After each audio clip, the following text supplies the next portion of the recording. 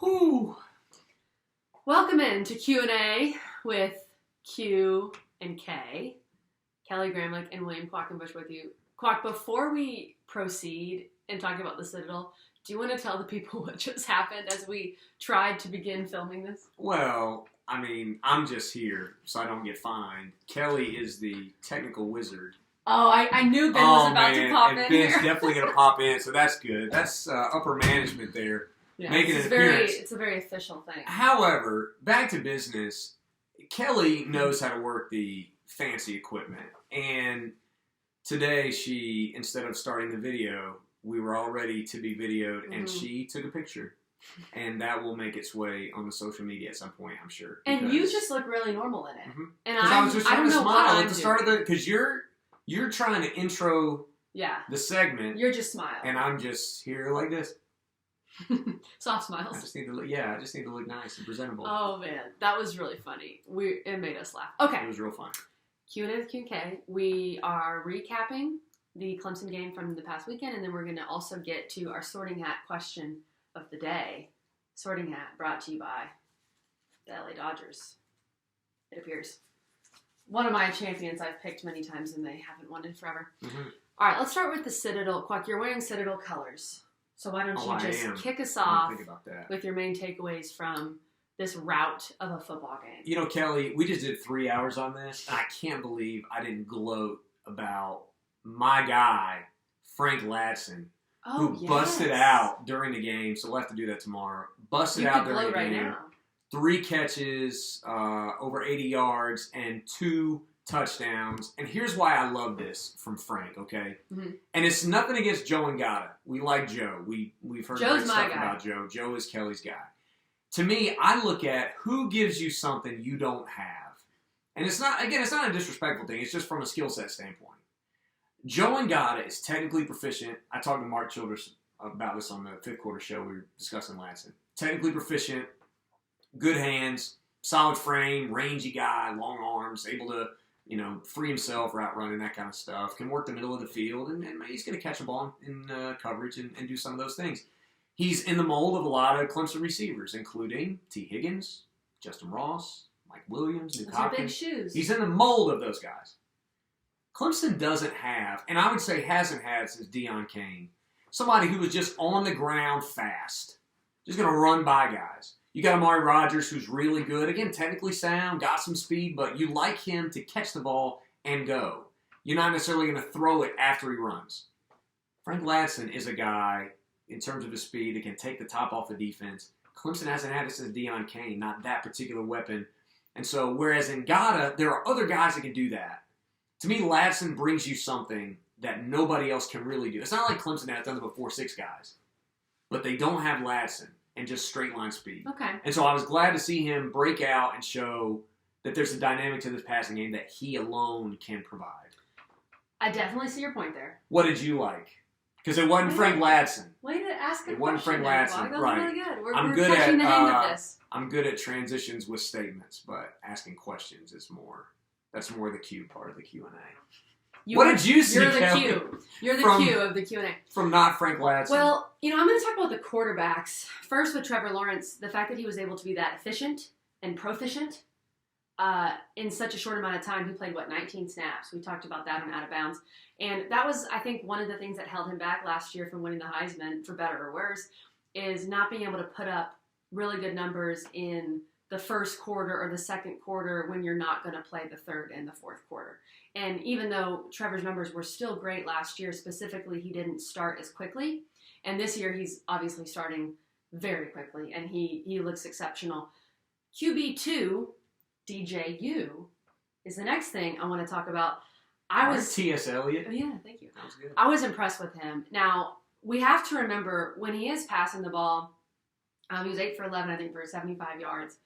He's passing it to second and third and sometimes fourth stringers. So just keep that in mind if the passing numbers don't blow you away. But he's such a monster running the football. He's such a weapon in the red zone. And I just think we're going to continue to see him develop through our eyes. And he just has a different body style and almost a different skill set because of that body style than any of the QBs that Dabo Sweeney has had. So I'm really excited to see next year, and I'm not trying to look too far ahead, but next year when they really are molding the offense around him, what it looks like. I just can't wait to see that. Do you think that we might see DJU, because we've seen how good he is in the red zone, do you think we'll see a DJU red zone package this year? No? No. Nothing? No. Because Trevor's been good in the red zone too. If you notice, I kind of felt this way. First and goal, Trevor, when they got in there, Trevor Lawrence is a quarterback. They don't get in. So third and goal, Trevor's like, you know what? Offensive line, if you guys aren't getting better pushing this, I'm going to do it. And he just trucks a guy. Yeah. He just goes truck he stick did. on the goal Oh, line. he trucked that poor and so, Citadel man. If Trevor can do it, you may as well just leave him in there. I don't know. I just think it could be an interesting wrinkle. But we are going to see, I would imagine, here's another question for you before we go to our sorting hat. Does DJU end up with more rushing touchdowns or passing touchdowns this year? This year? In a backup role. Rushing. Yeah, I think so. He gives you that short. At the one, he gives you that element. I have a question for you. I have another one.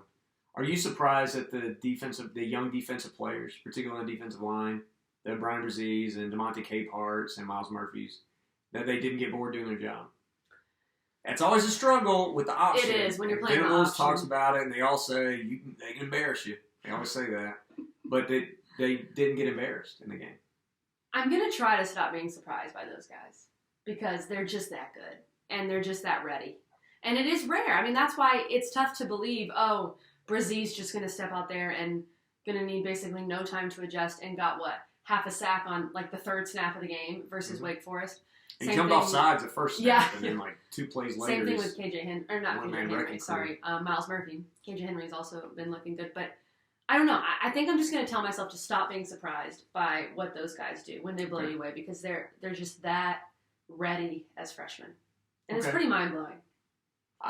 I'm good with that. I was surprised personally that they didn't have more, Brent Venables going to tell us, the guy should have been in the gap right there, and he should have. The Citadel can't really make them pay. It's not Georgia Tech. Yeah. Georgia Tech, when they ran their option, you've got better athletes running the option than you do at the Citadel. Right. What about the weird flex that the Citadel didn't want to shorten the quarters at the end of the game? I'm good with it. They get 4 games. They got 160 or what? 240 minutes. They did hold Clemson scoreless in the final 2 quarters. They did. Give them credit for that. And they're trying to maximize their time on the field this fall. Yeah. I appreciate that. I do. Now, I was kind of hoping for, to get home by post game by the start of Miami Louisville. That didn't happen. Oh my gosh. Quack, Citadel, can you please worry about my schedule? Yeah, I'm just trying to get home and eat at a decent Quack's hour. got a difficult That's schedule. all. All right, Quack, I think it's time for the sorting hat. That's right. Perfect by the LA Dodgers. Open date next week. Perfect segue into open date. That's right. Okay. I just wrote a bunch of questions in the sorting hat. Some are sports related, some aren't. They can kind of have a sports tie. This is not scripted. All right, here we go. I don't know which one this is.